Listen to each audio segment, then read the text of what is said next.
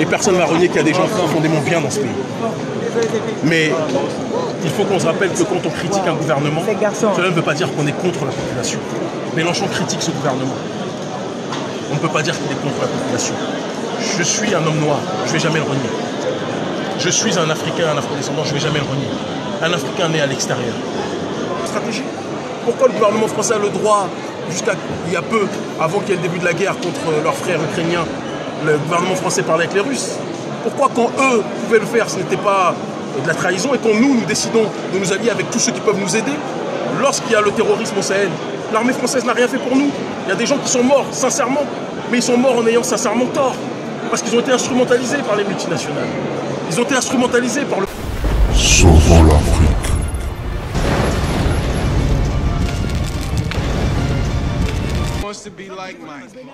Symbolique. Est-ce que vous vous sentez français? Moi, je n'ai aucun problème avec les Français. Est-ce que vous vous sentez français? Je vous réponds. Martinique, attention. Attention. Et personne ne va renier qu'il y a des gens profondément bien dans ce pays. Mais il faut qu'on se rappelle que quand on critique un gouvernement, cela ne veut pas dire qu'on est contre la population. Mélenchon critique ce gouvernement. On ne peut pas dire qu'il est contre la population. Je suis un homme noir, je ne vais jamais le renier. Je suis un Africain, un Afro-descendant, je ne vais jamais le renier. Un Africain né à l'extérieur. Sauvons l'Afrique.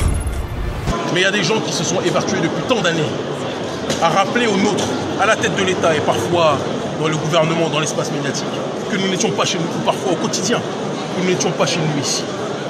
Et à ces gens-là, je veux qu'ils comprennent que nous dire que nous ne sommes pas chez nous n'est pas une punition pour nous. Nous sommes fiers d'être africains. Je suis très fier d'être béninois. Je suis profondément fier d'être un homme noir et d'être béninois. Et je suis fier de me battre pour mes semblables. Et je continuerai à me battre avec le prolétariat français qui souffre aussi. Et avec tous ceux qui souffrent et qui sont opposés à l'oligarchie néolibérale qui est de toutes les couleurs. Patrice Talon est noir. C'est un adversaire de notre peuple. Alassane Ouattara est noir et musulman. C'est un adversaire de notre peuple. Emmanuel Macron est blanc et chrétien. C'est un adversaire de notre peuple. Il y a des gens qui sont de confession juive et qui sont beaucoup plus proches de notre peuple. Il y a des gens qui sont de confession juive et qui sont contre notre peuple. Ce qui m'intéresse, ce n'est pas la couleur ou la confession. Ce qui m'intéresse, c'est vos actions. Et ceux qui asphyxient mon peuple doivent savoir que nous nous battrons contre eux en réalité. Aujourd'hui, la France est en guerre informationnelle ouverte avec la Russie. Est-ce que vous avez l'impression de participer? Écoutez, avant que la Russie se rappelle de l'existence de l'Afrique, on menait déjà ce combat contre le néocolonialisme. La question qu'il faut se poser, c'est pourquoi depuis les indépendances, on accusait tous ceux qui résistaient au néocolonialisme français d'être des agents soviétiques? C'est une vieille histoire, c'est une vieille ristournelle, c'est une vieille stratégie qui consiste à toujours dire que l'homme noir, en réalité, ne peut pas penser par lui-même. S'il critique le néocolonialisme, c'est parce qu'il est piloté par les Russes. J'ai travaillé avec le gouvernement, je travaille jusqu'à aujourd'hui avec le gouvernement vénézuélien. Je travaille avec les autorités cubaines, je travaille avec les autorités iraniennes. Et on travaille aussi, on a collaboré aussi avec la Russie. Mais il n'y a aucun tabou dessus, c'est de la chose. Sauvons l'Afrique. Le pouvoir néocolonial. Mais ils n'ont pas été dans une démarche d'aider et de défendre les intérêts français. Et je dis paix à l'âme de ces soldats français qui sont morts, croyant servir à une bonne cause. Mais ils n'ont pas servi les intérêts de notre peuple et ils n'ont pas servi non plus les intérêts de leur peuple. Les 400 000 euros que vous auriez reçus de Wagner, oui. Est-ce que c'est de la géopolitique ça? Mais déjà, je vais dire les choses très clairement, même les 400 000, c'est pas une somme exacte, premier point, d'accord?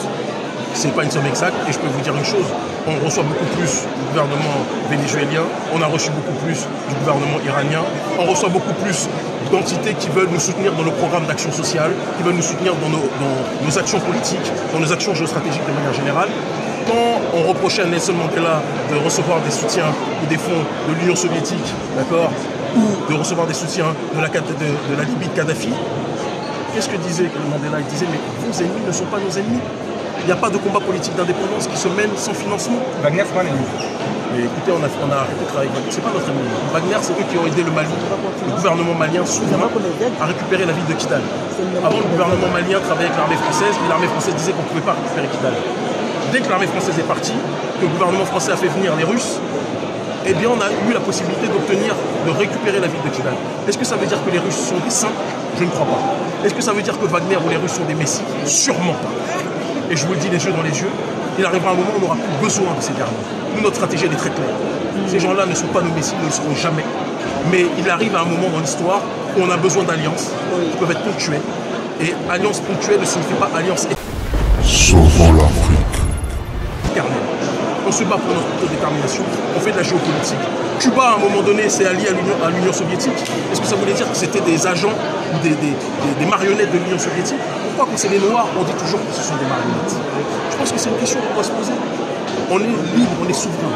J'ai tenu un discours au Parlement russe où j'ai dit que si vous colonisez, comme le gouvernement français l'a fait, nous vous combattrons sans pitié. J'ai une dernière question. Les Russes votent aujourd'hui, Vladimir Poutine devrait être élu. Est-ce que c'est une bonne nouvelle pour l'Afrique? C'est pas mon problème qu'ils votent ou qu'ils ne votent pas, qui a élection ou qui n'est pas élection. Moi, je suis pas russe. Est-ce que Poutine c'est une bonne nouvelle pour l'Afrique? Poutine, c'est une bonne nouvelle à mon sens pour la souveraineté russe, même s'il y a des choses avec lesquelles je ne peux pas être d'accord. C'est une bonne nouvelle pour la souveraineté russe. Maintenant, les Africains ont leur agenda. Ce qui nous intéresse, c'est qu'on puisse avoir des alliés multiples et variés. Et c'est pour ça qu'on ne met pas tous nos œufs dans le même panier. On peut discuter par exemple avec le gouvernement turc qui ne s'entend pas toujours avec le gouvernement russe. Et c'est un kiff pour nous. De rappeler aux Russes aussi qu'on a des alliés multiples. Et parmi ces alliés multiples, il y a des gens qui ne s'entendent pas avec vous. Les Russes ne sont pas nos patrons, ne le seront jamais. On a travaillé avec le Hezbollah, on a été plus soutenu par le Hezbollah qu'on a été soutenu par Wagner. Pourquoi vous n'en parlez pas? On a été plus soutenu par le gouvernement vénézuélien qu'on a été soutenu par Wagner, même financièrement. Pourquoi on n'en parle pas? Donc on mène notre combat, on va dans le sens de l'autodétermination de l'autre, on fait ce qu'on appelle la géostratégie. Sauvons l'Afrique.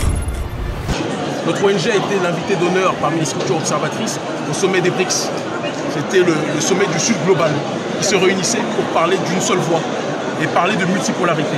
La multipolarité, c'est ce qu'on fait. Donc on fait de la diplomatie parallèle en s'alliant à d'autres entités qui sont dans une dynamique de pouvoir faire avancer l'agenda multipolaire en tant que tel. Parce que le monde est fatigué qu'il n'y ait que l'Occident qui décide pour le reste de l'humanité. Et dire cela, c'est pas être anti-occidental, c'est pas être anti-blanc, c'est pas être antisémite, etc., etc. Il faut qu'on arrête cette construction médiatique. Pour beaucoup de Français, le Hezbollah, l'Iran, les Russes qui seraient des potentiels alliés, ça peut paraître c'est leur droit. à minima très sulfureux. Ils peuvent penser que c'est sulfureux, il y a beaucoup de Français qui le soutiennent et qui voient la géopolitique au-delà que par BFM TV ou France 24. Vous voyez, la géopolitique, c'est quelque chose de plus complexe. Au Proche-Orient, aujourd'hui, il y a une guerre coloniale. Il y a un peuple qui est colonisé et il y a un gouvernement qui colonise. On peut le dire, c'est pas être criminel. Le Hezbollah, je ne suis pas d'accord avec toutes leurs actions, mais le Hezbollah résiste. Ça, c'est leur agenda, c'est leur réalité. Et il y a une ligne aujourd'hui de résistance dans le monde, en Amérique du Sud, au Proche-Orient, en Afrique, en Europe de l'Est, en Asie. Et je pense qu'il faut en tenir compte parce qu'on ne peut pas parler des BRICS sans parler de cette ligne politique organisationnelle qui est en train d'être transversale et qui s'unit de manière extrêmement solide. Le Congo ne tombera jamais.